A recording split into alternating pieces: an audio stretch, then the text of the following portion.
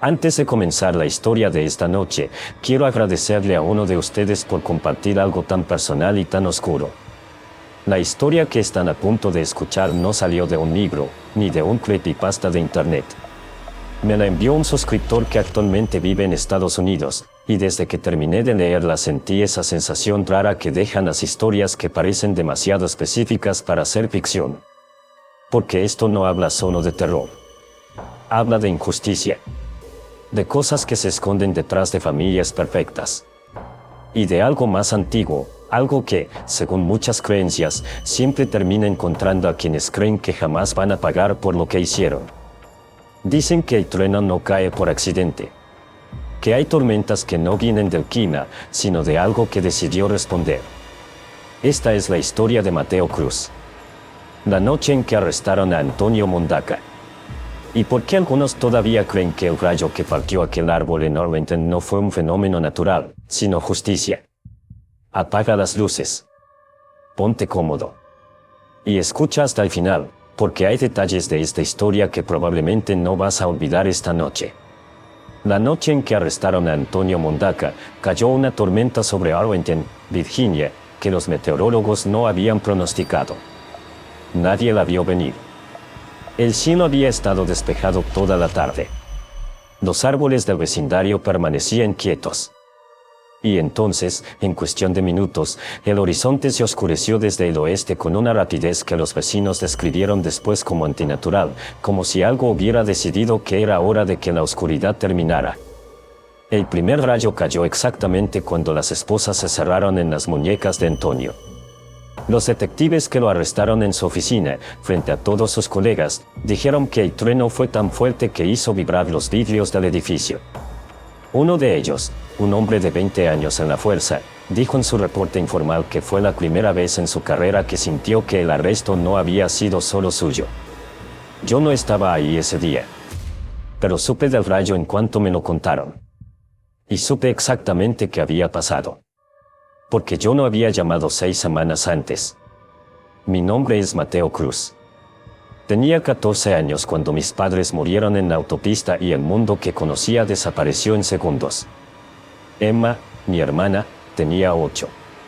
Nos quedamos sin nadie de la noche a la mañana, literalmente, cuando 2 oficiales tocaron la puerta a las 11 de la noche y empezaron a hablar. Sentí que el suelo se movía bajo mis pies aunque estaba parado sobre concreto sólido. El sistema de acogida del condado de Fairfax nos recibió como recibe a todos, con formularios, listas de espera y la promesa de estabilidad que nunca del todo se cumple. Pasamos 11 meses chabotando entre 2 casas donde aprendí que la pobreza de afecto hace más daño que la pobreza de dinero. Emma lloraba cada noche y yo dormía en el suelo junto a su cama porque era la única forma en que podía descansar. Hacía sus tareas además de las mías. Comía menos para que ella comiera más. Le inventaba historias antes de dormir sobre una casa propia algún día. Entonces aparecieron los Mondaca. Antonio y Carol Mondaca, de Arlington. El gerente de logística, ella enfermera. Una hija biológica, Vanessa, de 9 años. Casa modesta en un vecindario tranquilo. Durante las visitas supervisadas, parecían exactamente lo que decían ser, una familia real, cálida, dispuesta. Los primeros 3 meses fueron casi normales. Espaguetis los lunes, pollo asado los domingos, ayuda con las matemáticas, risas en el patio trasero.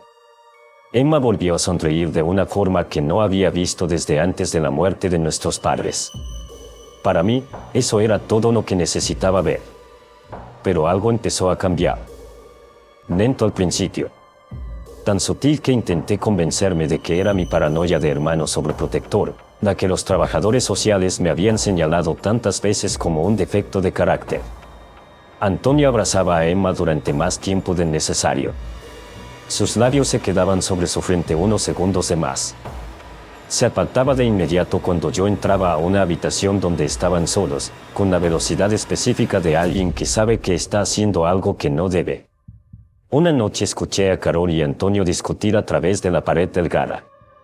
Ella le decía que pasaba demasiado tiempo a solas con Emma, que ciertas cosas ya no eran apropiadas para la edad de la niña. Él respondía que solo estaba siendo un buen padre. que Emma necesitaba esa atención, que intentaba llenar un vacío. Carol suspiró y dijo que tal vez tenía razón. Yo no dormí esa noche. Lo que descubrí un martes de febrero, llegando a casa antes de tiempo porque el profesor llamó enfermo, fue suficiente para confirmar todo lo que mis instintos llevaban meses diciéndome. No voy a describir lo que vi. Solo diré que Emma tenía el cuerpo rígido, las manos apretadas sobre su regazo, y que cuando me vio en la puerta, sus ojos se abrieron con una expresión que llevo grabada en la memoria y que no sabría describir de otra forma que miedo y alivio al mismo tiempo. Esa noche, Emma me contó todo entre susurros. Me dijo que llevaba casi un mes así. Me dijo lo que Antonio le decía cuando estaban solos. Me prometí que a la mañana siguiente hablaría con Carol. Pero Antonio se adelantó. A la mañana siguiente, cuando Emma y yo bajamos las escaleras, había 2 oficiales de policía en la cocina y un trabajador de servicios de protección infantil. Carol estaba pálida, temblando junto a la encimera. Vanessa miraba al suelo. Y Antonio estaba detrás de ella, con ambas manos sobre sus hombros, en la postura exacta de un hombre que acaba de colocar sus fichas. Ahí está, dijo. Les conté lo que le hizo a Vanessa. Había cámaras instaladas en la casa. Las había puesto él, según explicó, como seguridad ante posibles robos. Pero las grabaciones que presentó no mostraban lo que realmente ocurrió. Mostraban solo lo que él había decidido que mostraran, fragmentos editados, entradas sin salida, silencio sin contexto.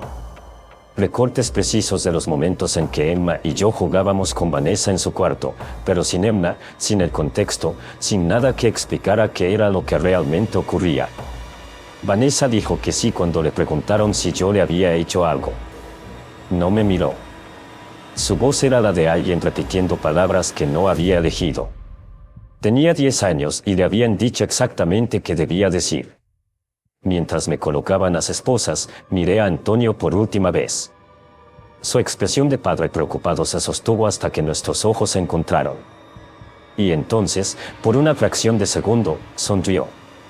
Una sonrisa breve, fría, calculada. Fue entonces cuando entendí que todo había sido planeado desde mucho antes. El Centro de Detención Juvenil de Beaumont, en el condado de Jefferson, no es un lugar diseñado para demostrar inocencia. Es un lugar diseñado para contener, y contiene con la eficiencia de un sistema que rara vez se pregunta si se equivocó. Desde el primer día, los otros internos supieron por qué estaba ahí. En la jerarquía no escrita de ese lugar, yo ocupaba el escalón más bajo. Durante los primeros 6 meses, los golpes fueron regulares. Aprendí a dormir ligero. Aprendí a no dar la espalda en espacios cerrados. Aprendí que sobrevivir es una habilidad que se perfecciona. Lo único que me mantenía cuerdo era la fotografía de Emma que guardaba en una grieta del colchón, envuelta en plástico. Cada noche la miraba y me hacía la misma promesa: sobreviviré. La volveré a ver. Haré que Richard pague.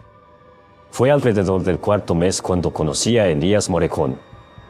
Tenía 18 años, nacido en La Habana y criado entre Miami y Washington, D.C., esperando su traslado a una prisión de adultos por una condena que según él había sido 5 veces mayor de lo que merecía.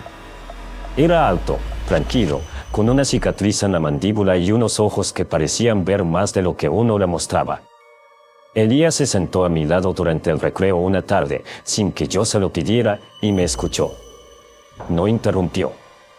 No cuestionó. Solo escuchó durante 40 minutos mientras yo le contaba todo, desde la muerte de mis padres hasta la sonrisa de Antonio cuando me pusieron las esposas.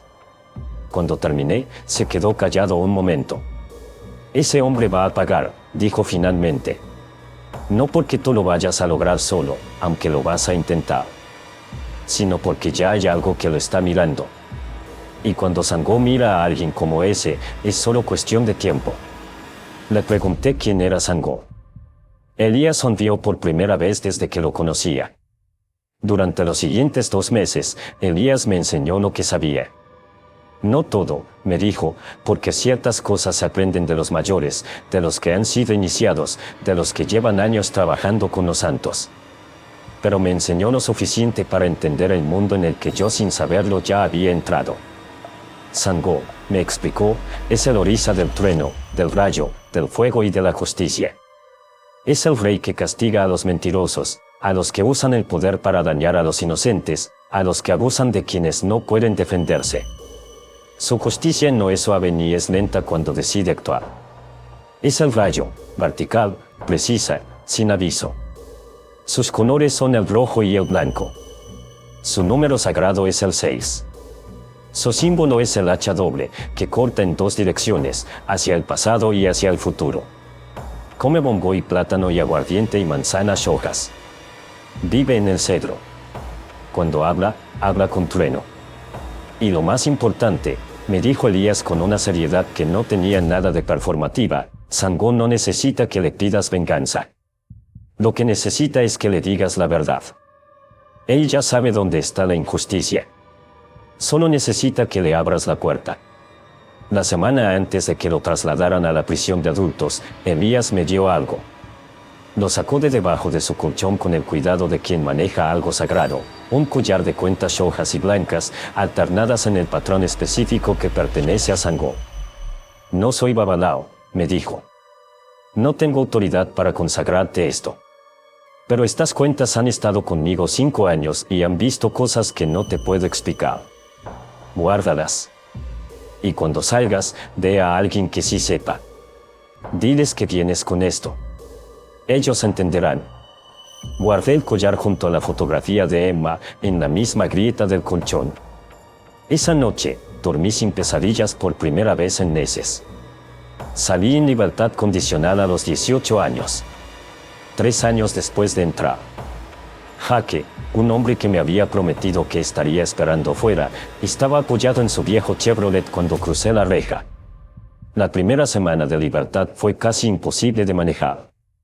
El mundo de afuera era demasiado amplio, demasiado ruidoso, demasiado lleno de decisiones pequeñas que adentro no existían. Dormía mal. Comía poco. Caminaba por las calles con la misma vigilancia constante que había aprendido dentro. Pero había algo más urgente que aprender a ser libre. Había que encontrar a Emma. Los servicios sociales me informaron que estaba bajo custodia del Estado desde hacía 6 meses. Que había sido removida del hogar de los Mondaka después de que una maestra reportara señales que levantaron alarmas. Que estaba en terapia. Que era demasiado pronto para decirme los detalles completos de lo que había ocurrido durante los 3 años en que estuvo sola con Antonio. Los detalles completos me los contó Emma ella misma, meses después, en la audiencia. Escuchar su testimonio fue lo más cercano que he estado de perder el control completamente en un espacio público. Todo lo que Elías me había dicho sobre Sangor y la injusticia que ya estaba siendo observada cobró un peso diferente cuando escuché con mis propios oídos lo que Antonio hizo después de que yo desaparecí. Como el abuso comenzó en cuanto no tuvo nadie que lo vigilara. Como le repetía a Emma que nadie le creería, que su hermano ya estaba en la cárcel, que podía hacerme daño si ella hablaba. Como la culpa y el miedo la mantuvieron en silencio durante años. Me senté en esa sala con las manos apretadas sobre mis rodillas, respirando con la lentitud de alguien que sabe que si no controla su cuerpo va a hacer algo que no puede deshacerse. El collar de Elías lo llevaba puesto bajo la camisa. Podía sentirlo contra mi pecho. La noche después de esa audiencia, fui a buscar lo que necesitaba. En el barrio de Adams Morgan, en Washington, D.C., existe una botánica pequeña que abre de martes a sábado, entre las 10 de la mañana y las 6 de la tarde. No tiene letrero llamativo. Solo una puerta pintada de rojo y 2 palmas de cera verde en la vitrina. Entré con el collar de Elías en la mano. La mujer detrás del mostrador era mayor, con el cabello completamente blanco y unos ojos que me recordaron a los de Elías, los ojos de alguien que ve más de lo que uno le muestra. Se llamaba Celeste. Me miró durante 3 segundos sin decir nada. ¿De dónde tienes eso?, preguntó, señalando el collar. Me lo dio alguien que ya no está, respondí. Me dijo que viniera con él. Celeste asintió despacio, como si eso confirmara algo que ya sabía. Siéntate. Le conté todo. Otra vez. Era la tercera persona en mi vida, después de Emma y Elías, que escuchaba la historia completa sin interrumpirme ni cuestionarme. Cuando terminé, Celeste guardó silencio durante un tiempo que no supe medir. Eso que cargaste en ese lugar durante 3 años, dijo finalmente, no lo cargaste solo. Eso que te ayudó a sobrevivir no fue solo tu voluntad. Y ese hombre, el que hizo lo que hizo, ya tiene los ojos del rey sobre él. Tú no viniste a pedir venganza. Viniste a abrir la puerta que ya estaba casi abierta. ¿Qué tengo que hacer? Pregunté. Decir la verdad. Eso es todo lo que se le pide a Sango.